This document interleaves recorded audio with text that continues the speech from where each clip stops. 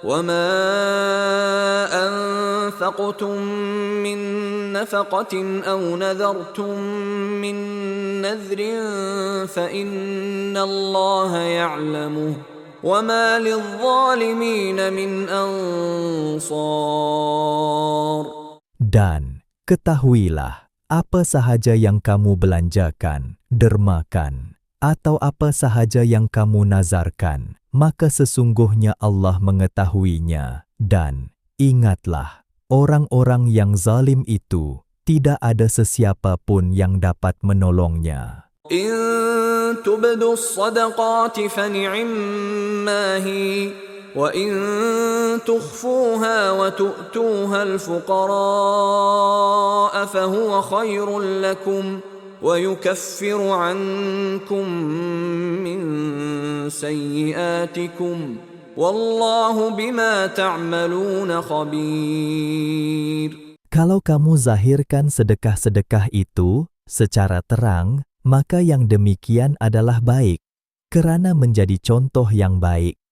Dan kalau pula kamu sembunyikan sedekah-sedekah itu, serta kamu berikan kepada orang-orang fakir miskin, maka itu adalah baik bagi kamu, dan Allah akan menghapuskan dari kamu sebahagian dari kesalahan-kesalahan kamu. Dan ingatlah, Allah Maha mengetahui secara mendalam akan apa yang kamu lakukan.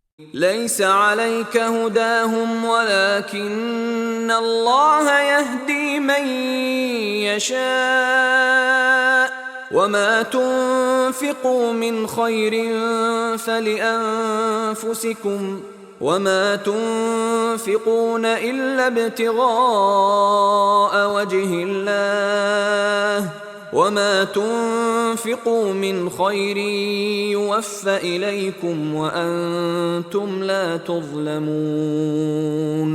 Tidaklah engkau diwajibkan, wahai Muhammad, menjadikan mereka yang kafir mendapat petunjuk, kerana kewajipanmu hanya menyampaikan petunjuk. Akan tetapi, Allah jualah yang memberi petunjuk dengan memberi taufik kepada sesiapa yang dikehendakinya, menurut undang-undang peraturannya. Dan apa jua harta yang halal yang kamu belanjakan pada jalan Allah, maka faedahnya dan pahalanya adalah untuk diri kamu sendiri, dan kamu pula tidaklah mendermakan sesuatu, melainkan kerana menuntut keredaan Allah. Dan apa jua yang kamu dermakan dari harta yang halal akan disempurnakan balasan pahalanya kepada kamu, dan balasan baik kamu itu pula tidak dikurangkan. للفقراء الذين أحصروا في سبيل الله لا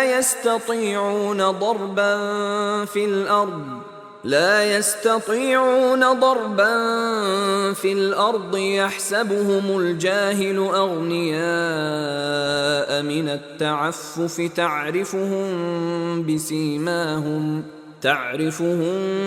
بسيماهم لا يسألون الناس إلحافا وما تنفقوا من خير فإن الله به عليم.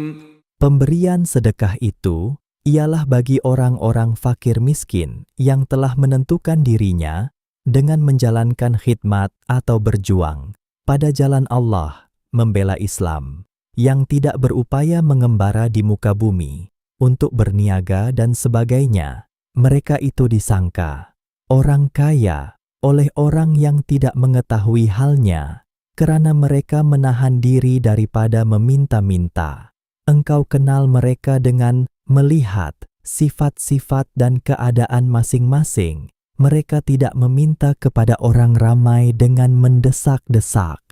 Dan ketahuilah, apa jua yang kamu belanjakan dari harta yang halal, maka sesungguhnya Allah sentiasa mengetahuinya. الذين ينفقون أموالهم بالليل والنهار سرا وعلانية فلهم أجرهم عند ربهم ولا خوف عليهم ولا هم يحزنون.